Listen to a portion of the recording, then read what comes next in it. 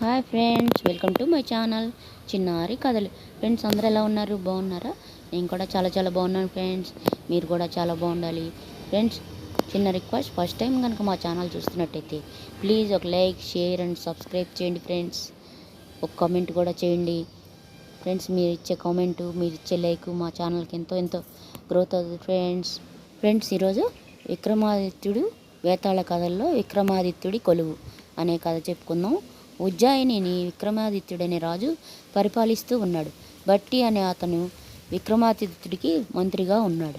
ఒకరోజు శాంతిశీలుడనే ముని విక్రమాదిత్యుని కొలువు ఇచ్చేశాడు. ఆ ముని రాజుకు ఒక దానిమ్మ పండు బహుకరించాడు.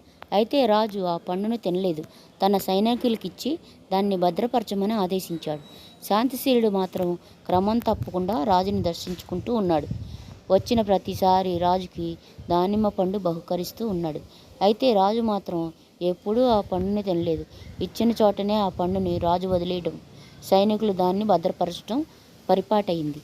ఒకరోజు శాంతిశీలుడు ఎప్పట్లాగానే ఆస్థానంలోకి వచ్చి పండు ఇచ్చి వెళ్ళిపోయాడు. రాజు ఆ పండుని తన కుమారుడికి ఇచ్చాడు. అతను పండు తినడానికి ప్రయత్నిస్తూ ఉండగా అందులోంచి కొన్ని వజ్రాలు కింద పడ్డాయి.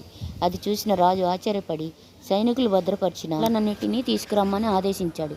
అవి తీసుకొచ్చిన తర్వాత వాటిని పగలగొట్టమన్నాడు. అన్నిటి నుంచి వజ్రాలే బయటికి వచ్చాయి. రాజుతో సహా అందరూ ఆశ్చర్యపోయారు. రెండవ రోజు కూడా శాంతిశీలుడు ఆస్థానానికి వచ్చి పండ్లు బహుకరించాడు. అప్పుడు విక్రమాదిత్యుడు, శాంతిశీల, ప్రతిరోజు నువ్వు ఈ పండుని నాకు బహుకరిస్తున్నావు. ఇందుకు ప్రత్యేక కారణం ఏమైనా ఉందా? నీకేదైనా సహాయం నా నుంచి కావలసి వస్తే నిశ్చింతగా అడుగు అన్నాడు. అందుకు శాంతిశీలుడు, రాజా, నేను ఒక యజ్ఞం తలపెట్టదలిచాను. దానిని శ్మశానంలో నిర్వహించాలి. ద్వాదశి రోజున అర్ధరాత్రి నేను అందుకు ముహూర్తంగా నిర్ణయించాను. మీరు ఒంటరిగా వచ్చి యజ్ఞ నిర్వహణలో నాకు సహాయం చేయాలి అన్నాడు. విక్రమాదిత్యుడు అందుకు అంగీకరించాడు.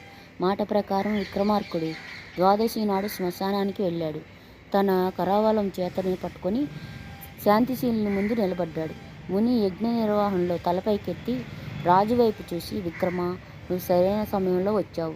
ఇక్కడి నుంచి 2 మైళ్ళ దూరంలో ఒక మర్రి చెట్టు ఉంది. ఆ చెట్టు మీద అనేక భూత ప్రేతాలు జీవిస్తున్నాయి. వాళ్ళ నాయకుడు బేతాళుడు ఆ చెట్టుకు శవంలా వేలాడుతూ ఉంటాడు. నువ్వు వెళ్ళి ఆ బేతాళుని బంధించి తీసుకురా. అయితే మార్గ మధ్యంలో నువ్వు అతనితో మాట్లాడకూడదు అని ఆదేశించాడు. అందుకు విక్రమార్కుడు అంగీకరించి ఒక కాగడా పట్టుకుని చెట్టు దగ్గరికి చేరుకున్నాడు. ఆ చెట్టుకు వేలాడుతూ బేతాళుడు కనిపించాడు. అయితే విక్రమార్కుడు ఏమాత్రం చలించలేదు. చెట్టెక్కి శవాన్ని భుజంపై వేసుకున్నాడు. చెట్టు దిగి కిందకు రాగానే శవం పెద్దగా నవ్వి తిరిగి తానున్న స్థానంలోకి వెళ్ళిపోయింది.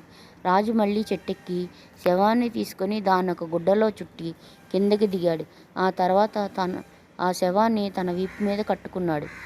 విక్రమార్కుడు చెట్టు దిగుతూ ఉండగా వేతాళుడు తనకి విముక్తి లభించబోతుందని అనుకున్నాడు. విక్రమార్కుడు శ్మశానం వైపు నడుచుకుంటూ పోతున్నాడు. అప్పుడు బేతాళుడు, ఓ రాజా, నేను నీకు ఒక కథ చెప్తాను, శ్రద్ధగా విను అన్నాడు.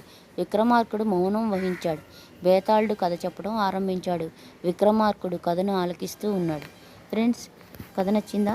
నచ్చితే రేపటి నుంచి బేతాళుడు కథలు చెప్పుకుందాం ఫ్రెండ్స్. మా కథ నచ్చితే ప్లీజ్ ఒక లైక్ చేసి వీడియో చూడండి. లైక్ చేయండి, కామెంట్ కూడా చేయండి ఫ్రెండ్స్. లైక్ చేయండి, షేర్ చేయండి, సబ్స్క్రైబ్ చేయండి ఫ్రెండ్స్. ఉంటాను, బాయ్ బాయ్.